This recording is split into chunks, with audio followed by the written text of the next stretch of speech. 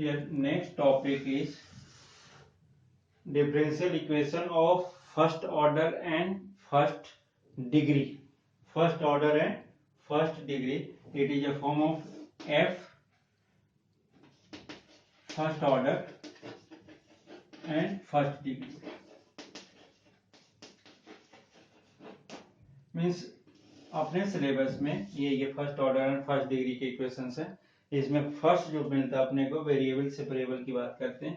It is a form of कैसा रहता है ये x y and d y by d x equals to 0. इस टाइप के रिजल्ट्स रहेंगे हमारे पास. इस टाइप के फॉर्मेशन होती है फर्स्ट ऑर्डर फर्स्ट डिग्री के लिए. मीन्स फर्स्ट ऑर्डर रहेगा d y by d x पर रहेगा और फर्स्ट डिग्री रहेगा मतलब d y by d x की पावर भी क्या होगी ऊपर डिग्री हो जाएगी और ऑर्डर भी हो जाएगा.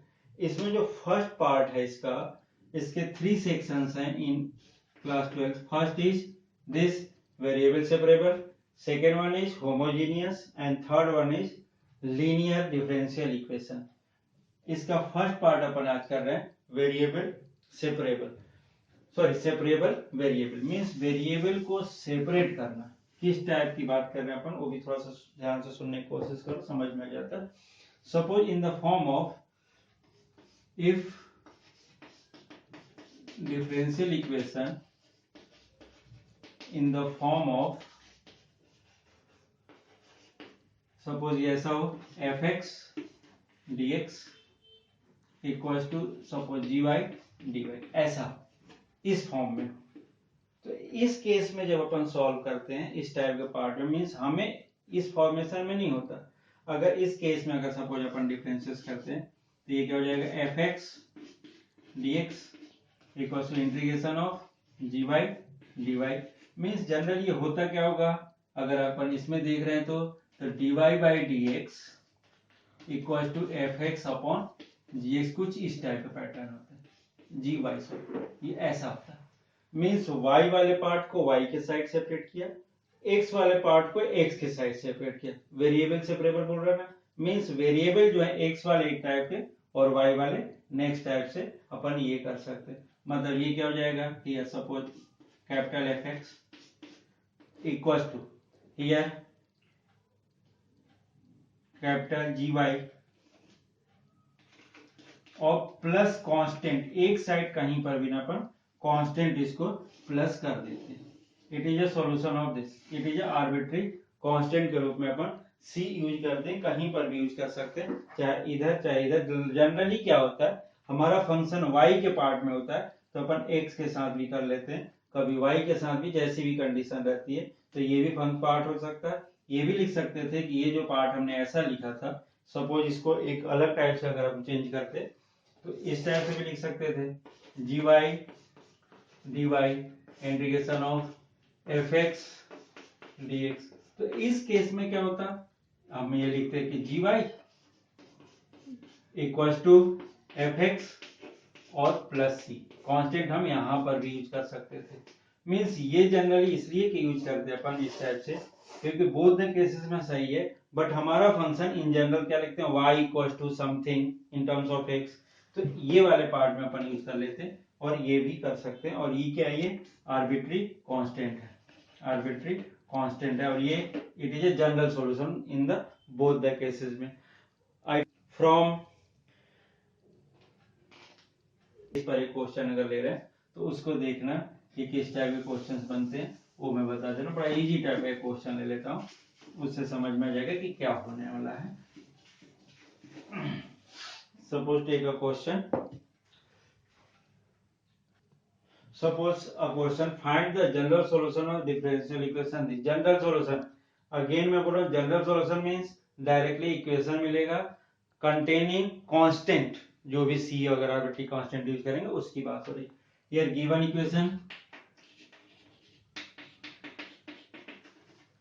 equation is dy by dx equals to 1 plus x square and here 1 plus y square. ये ऐसा थी by using separable variable. तो ये क्या वेरिएबल सेपरेबल मींस x वाले एक साइड ले लो y वाले दूसरे साइड है, तो y वाले को इधर लेकर आते हैं। एक चीज बस ध्यान देना है इसमें, ऑपरेटर मींस dy और dx ऑलवेज न्यूमरेटर में होना चाहिए, नॉट अ डिनोमिनेटर। इस चीज का ध्यान रखना है, dx और dy हमेशा ऊपर ही हो। तो इस केस में क्या हो जाएगा 1 प्लस एक्स स्क्वायर, और ये क्या हो जाएगा dx। Integrate both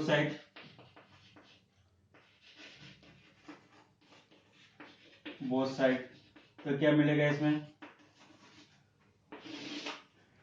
integration of dy upon 1 plus Y square and equal to integration of 1 plus x square dx। ये ऐसा बन रहा है।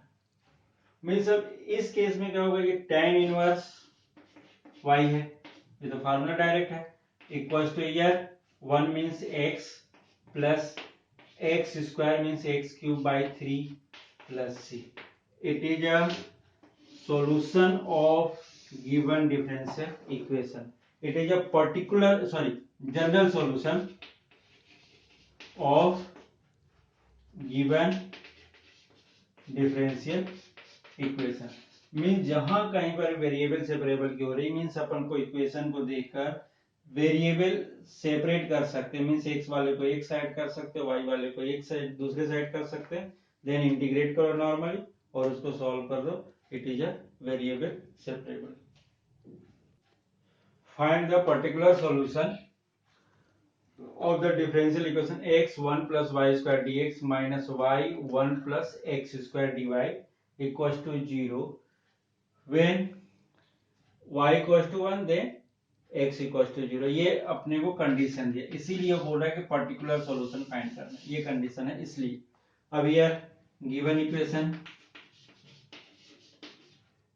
x 1 plus y square dx minus y 1 plus x square dy equal to 0। Means ये case है। In general कोशिश ये करो कि y वाले पार्ट को इस साइड रखें और x वाले को उस साइड रखें तो ज्यादा अच्छा रहता है। तो इस केस में इसको क्या लिख सकते हैं अपन, y 1 plus x square dy equal to x 1 plus Y square into dx। ठीक है, हमने उसको भी इधर लिख दिया तो भी कोई फर्क नहीं पड़ रहा। अब यहाँ पर वेरिएबल सेपरेबल कर रहे हैं अपन, सेपरेबल वेरिएबल के थ्रू, तो क्या होगा x वाले एक साइड कर लो, y वाले दूसरे साइड कर लो, means y upon 1 plus Y square dy equals to x upon 1 plus x square dx। Integrate both side,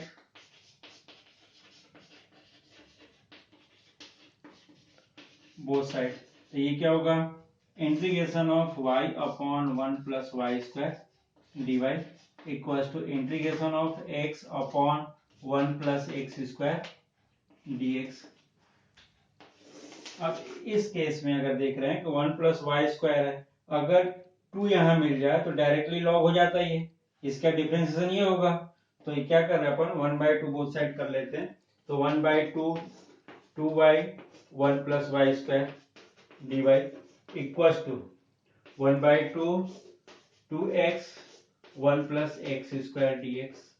so here 1/2 log 1 plus Y square ये हो गया equals to 1/2 log 1 plus x square हो गया और plus सी हो गया, ये हो गया। अब इस केस में it is a general solution तो है, ओके ये जनरल सॉल्यूशन, बट यहाँ पर केस क्या गिवन है, if y equals to 1 when x equals to 0।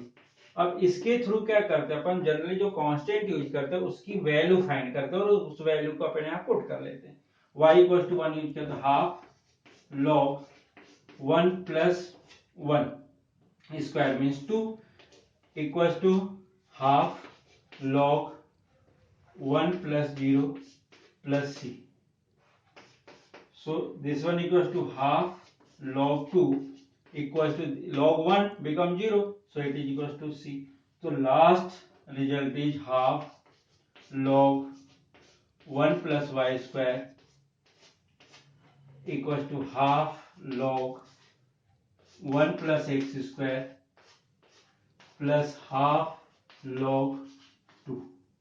ये इसका आंसर होगा, हाफ एलिमिनेट भी कर सकते थे और लास्ट में क्या लिख सकते हैं अपन, log 1 plus Y square equal to log 1 plus x square plus log 2। अब यहाँ पर log की प्रॉपर्टी भी यूज करके एंटी log भी ले सकते हैं। Solve the differential equation x cos y dy equals to e power x log x plus 1 dx, ये pattern. So given equation x cos y dy equals to e power x log x plus 1 dx, ये। Then variable separable के according variable, so it is equals to cos y dy equals to e power x log x plus 1 by x dx, ऐसा लिख सकते हैं। And integrate both side,